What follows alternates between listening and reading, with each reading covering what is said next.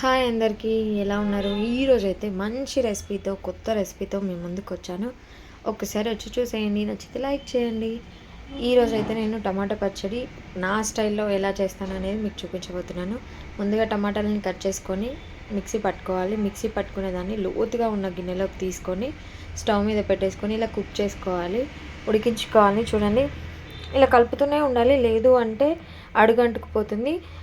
గిన్నె కూడా కొంచెం లోతుగా ఉన్నది తీసుకోవాలి, ఎందుకంటే అది పైకి చిల్లుతూ ఉంటుంది. సో ఇప్పుడు ఒకసారి కలుపుకున్నాక మూత పెట్టేసుకొని ఒక 5 మినిట్స్ అలా ఉంచేసుకుందాం. తర్వాత మూత తీసి చూడండి, పొంగుతుంది, పొంగు వస్తుంది కదా. ఇలా ఈ ఈ టమాటాలో ఉన్న వాటర్ అంతా పోయి దగ్గరికి వచ్చేదాకా మనం ఇలా ఉడికించుకోవాలి దీన్ని. సో ఇలా బాగా కలిపేసుకోవాలి. ఎందుకు కలుపుకోవాలంటే అడుగు అంటుకుంటుంది, సో కలుపుతూనే ఉండాలి. మళ్ళీ ఒకసారి మూత పెట్టేసుకొని మూత తీసుకుంటే చూడండి, ఒక్క పావు గంట తర్వాత చూస్తే వాటర్ అన్నీ పోయి దగ్గరికి అవుతుంది. చూడండి, మీకే కనిపిస్తుంది కదా టెక్స్చర్ అనేది. సో చాలా చాలా బాగుంటుంది టేస్ట్ అనేది. మీరు ఖచ్చితంగా ట్రై చేయండి. ఇలా మళ్ళీ మళ్ళీ కలిపేసుకుంటూనే ఉండాలి. చూడండి, అది మొత్తం చూడండి దగ్గరకు వచ్చేస్తుంది. మళ్ళీ ఒకసారి మూత పెట్టేసుకొని తర్వాత తీసేసుకొని చూద్దాం. వాటర్ అంతా దగ్గరికి అయ్యాయి చూడండి, వాటర్ అనేవి అబ్జర్వ్ చేసుకుంటుంది మొత్తం. ఇప్పుడు మళ్ళీ ఒకసారి మూత తీసి చూసేద్దాం మన చట్నీ ఎంతవరకు వచ్చిందో. ఇలా కలుపుతూనే ఉండాలి.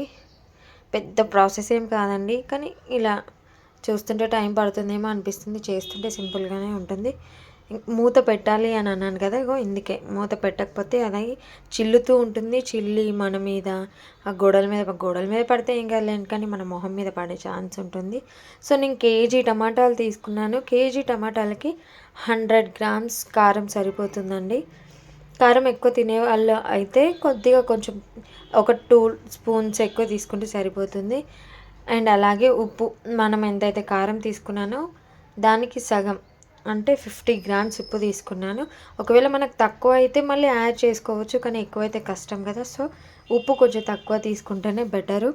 ఇప్పుడు చూడండి, మొత్తం దగ్గరికి అయిపోయింది. కారం ఉప్పు అంతా కలిసిపోయి, నేను చెప్పాను కదా చిల్లుతుందని, ఇంకో కనిపిస్తుంది కదా మీకు వీడియోలో, మొత్తం గిన్నెకు మొత్తం పట్టుకుంది చూడండి. ఇప్పుడు ఈ టైంలో కొద్దిగా చింతపండు యాడ్ చేసుకుందాం. కొంచెం నిమ్మకాయ సైజ్ అంతా, అంటే మీకు క్వాంటిటీ వైజ్లా చెప్పాలంటే ఒక 50 గ్రామ్స్ అలా తీసుకుంటే సరిపోతుంది. మరి టమాటాలు ఆల్రెడీ పుల్లగా ఉంటాయి కాబట్టి కొద్దిగా తీసుకుంటే సరిపోతుంది. ఒకసారి మూత పెట్టేసుకొని ఆ టమాటా అంతా, చింతపండు కూడా ఉడికిపోయేలా కలిపేసుకోవాలి. ఆ చింతపండు కూడా అందులో కలిసిపోయింది చూడండి, చక్కగా కలిసిపోయింది. ఈ పచ్చడి మనకు 6 మంత్స్ వరకు నిల్వ ఉంటుందండి. మనం కరెక్ట్ కొలతలతో పెట్టుకోవాలి, కానీ 6 నెలల వరకు పాడవకుండా ఫ్రిడ్జ్లో పెట్టుకోకుండా బయట పెట్టుకుంటున్నా సరే ఉంటుంది. ఇప్పుడు ఈ ఈ ఈ టైంలో కొద్దిగా దంచుకున్న వెల్లుల్లి రెబ్బల్ని వేసుకుందాం. అండ్ అలాగే 2 టేబుల్ స్పూన్ పల్లి ఆయిల్ వేసుకుందాం. చక్కగా వీటిని కలిపేసుకొని మళ్ళీ ఒకసారి మూత పెట్టేసుకుందాం. చాలా బాగుంటుంది. ఎప్పుడు చేసేలా కాకుండా ఒక్కసారి ఇలా ట్రై చేయండి, మీరే చెప్తారు ఎంత బాగుంటుందో టేస్ట్. ప్లీజ్ ఎవరైనా ట్రై చేస్తే నాకు కామెంట్ చేయడం మాత్రం మర్చిపోకండి. ప్లీజ్ అండి, ఒక్క లైక్ ఇవ్వండి, కామెంట్ సెక్షన్లో కామెంట్ చేయండి. మీకు ఎలాంటి వీడియోస్ కావాలో నాకు కామెంట్ సెక్షన్లో కామెంట్ చేస్తే నేను అలాంటి వీడియోస్ చేయడానికి ట్రై చేస్తాను.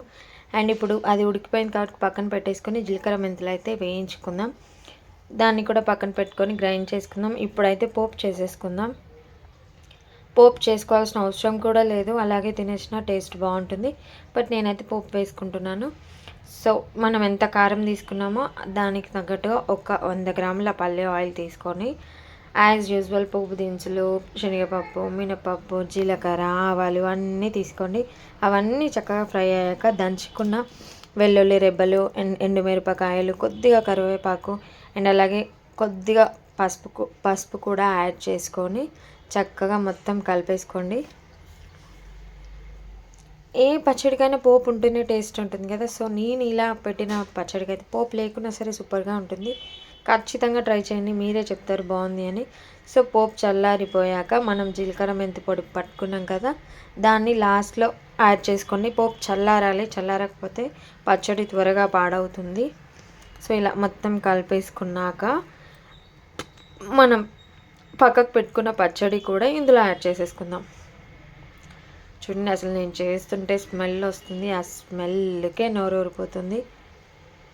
చాలా బాగుంటుంది టేస్ట్. మా అమ్మ చేస్తుంది, మా అమ్మ రెసిపీ ఇది. నేను మా అమ్మ దగ్గర నేర్చుకుంది. అమ్మ చేతి వంట ఏదైనా సరే బాగుంటుంది కదా. సో మీరు కూడా ఇలా స్టోర్ చేసి పెట్టుకుంటే 6 months వరకు ఉంటుంది. Thank you for watching.